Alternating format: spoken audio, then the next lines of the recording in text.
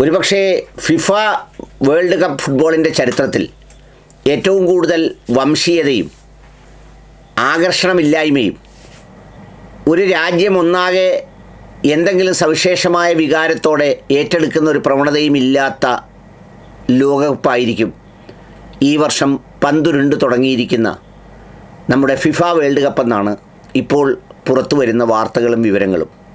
ഓർമ്മകളുണ്ടായിരിക്കണം എന്ന് പറയുന്നത് ഒരു സിനിമയുടെ ടൈറ്റിലാണ്. സത്യത്തിൽ ആ ഓർമ്മകളുടെ പിന്നാമ്പുറങ്ങളിലേക്ക് ഒന്ന് കണ്ണെറിയുമ്പോൾ എന്തെല്ലാം തരത്തിലുള്ള വംശീയതയും വിദ്വേഷവുമായിരുന്നു ഖത്തറിനെതിരെ സാമൂഹ്യ മാധ്യമങ്ങളിലൂടെ, വാർത്തകളിലൂടെ, ആരെല്ലാം എവിടെ നിന്നെല്ലാം.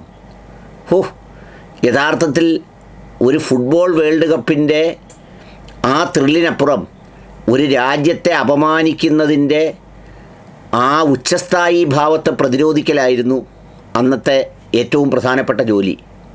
നമ്മുടെ മാത്യു സാമുവലൊക്കെ ഉണ്ടല്ലോ, തെഹൽക്ക മാത്യു സാമുവൽ, അയാളൊക്കെ എന്തൊരു വെപ്രാളവും ബഹളവും വിദ്വേഷവുമാണ് അന്ന് പടച്ചുവിട്ടത്. നിങ്ങൾ ഓർക്കുന്നില്ലേ? അതായത് ഖത്തറിൽ മഴവില്ല് ആളുകൾ ഇറങ്ങി, കാണുന്ന ഫോറിനേഴ്സിനെ മുഴുവൻ മുഖത്ത് അറബികൾ തുപ്പുന്നു. പിന്നെ റൂമുകളിലൊക്കെ കൊണ്ടുവച്ചിരിക്കുന്ന ഖുർആനും മുസല്ലയുമൊക്കെ വാരി പുറത്തേക്കെറിഞ്ഞ് കത്തിക്കുന്നു. ഖത്തറിൽ ഇസ്ലാം ഇല്ലാതായി. കള്ളു കുടിക്കാത്ത വേൾഡ് കപ്പ് അവിടെ നടക്കുമോ? ഇംഗ്ലീഷ് ഭ്രാന്തന്മാർ തെരുവുകൾ ഇറങ്ങി കത്തിക്കും. പിന്നെ ഫുട്ബോൾ തുടങ്ങിക്കഴിഞ്ഞപ്പോൾ വേദികളിലൊന്നും പകുതി പോലും ആളുകളില്ല എന്നൊക്കെ പറഞ്ഞ് എന്തെല്ലാം തരത്തിലുള്ള വിദ്വേഷവും വംശീയതയും ആരോപിക്കാമോ ആ ആരോപണങ്ങളെല്ലാം അവിടെ നിൽക്കുമ്പോൾ തന്നെ ലോകം കണ്ട ഏറ്റവും മികച്ച ഫുട്ബോൾ മാമാങ്കമായി മാറി ഖത്തറിലെ ഫിഫ വേൾഡ് കപ്പ്.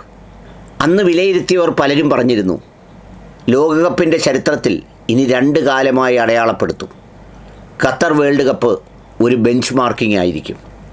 ഇന്ന് യഥാർത്ഥത്തിൽ ഖത്തർ വേൾഡ് കപ്പുമായി കാനഡയിലും മെക്സിക്കോയിലുമായി നടക്കുന്ന വേൾഡ് കപ്പ് നോക്കുമ്പോൾ ഒരു പുലിമയുമില്ല, പുണ്ണാക്കുമില്ല, ഒന്നുമില്ലെന്ന് മാത്രമല്ല, എല്ലാ തരത്തിലുള്ള വംശീയതയും, എല്ലാ തരത്തിലുള്ള യാത്രാക്ലേശവും, എല്ലാ തരത്തിലുള്ള വിസ ക്ലിയറൻസിനകത്തൊക്കെ പക്ഷാപാതിത്വം അടക്കമാണ് ആരോപിക്കപ്പെടുന്നത്. എന്ന് മാത്രമല്ല, ഈ കഴിഞ്ഞ ദിവസമുണ്ടായ ബ്രസീൽ പരാഗ്വേ മത്സരത്തിലോ മറ്റോ സ്റ്റേഡിയം മുഴുവൻ ഏതാണ്ട് ഒഴിഞ്ഞു കിടക്കുന്ന സ്ഥിതിയിലായിരുന്നു കാര്യങ്ങൾ. കാരണം എന്തെന്ന് വെച്ചാൽ ഇതിനെ ഒരു ലാഭത്തിൻ്റെ കൊയ്ത്തായി കാണുകയാണ് അമേരിക്ക. ഖത്തറൊക്കെ ഇതിനെ കണ്ടത് ഒരു ഫുട്ബോൾ മാമാങ്കത്തിൻ്റെ ആത്മാർത്ഥതയോടെ മിഡിൽ ഈസ്റ്റ് ഒന്നാകെ നിൽക്കുകയായിരുന്നു. ഖത്തറിനെക്കുറിച്ചും അറബ് ലോകത്തിനെക്കുറിച്ചും അന്ന് പറഞ്ഞതെന്താ? പ്രാകൃത 6-ാം നൂറ്റാണ്ടിൻ്റെ അതിനപ്പുറത്തെ കഥകൾ, അവിടെ നടക്കാൻ പോകുന്ന ദുരന്തങ്ങൾ, അവിടെ നടക്കാൻ പോകുന്ന സംഗതികൾ ഒക്കെയാണ് പറഞ്ഞിരുന്നത്. അന്നൊക്കെ ഞാൻ സംസാരിച്ചത് ഇപ്പോഴും ഓർക്കുന്നു. 4 വർഷം മുമ്പാണെങ്കിലും ഇന്നലെ പോലെ ഓർക്കുന്നു. അതായത് ബാത്റൂമുകളിൽ വെള്ളം കൊണ്ട് പിന്നെ പ്രാഥമിക ആവശ്യങ്ങൾ നിർവഹിച്ച ആളുകൾക്കുണ്ടായ സന്തോഷത്തെക്കുറിച്ച് പലരും ഇൻസ്റ്റാഗ്രാമിൽ വരെ വീഡിയോ ചെയ്തിരുന്നു. ഇപ്പോൾ ഒരു താരതമ്യത്തിനും യോഗ്യമല്ലാത്ത വിധമാണ് ഈ ഫുട്ബോൾ മേള നടക്കുന്നത്.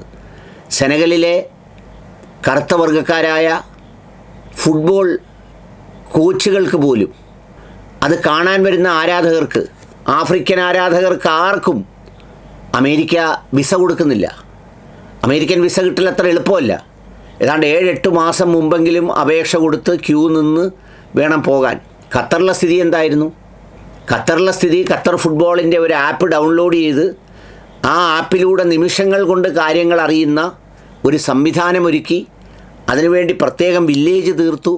ആ വരുന്ന കാണികൾക്ക് ഒരു ബുദ്ധിമുട്ടും ഉണ്ടാകാതിരിക്കാൻ എയർപോർട്ട് മുതൽ താമസിക്കുന്ന സ്ഥലം വരെ, അവിടുന്ന് ഫുട്ബോൾ മത്സരം നടക്കുന്ന സ്ഥലങ്ങളിലേക്ക് എല്ലാ മണിക്കൂറിലും വാഹനങ്ങൾ ക്രമീകരിച്ച് ഹൃദയം നൽകിയാണ് ചെയ്തത്.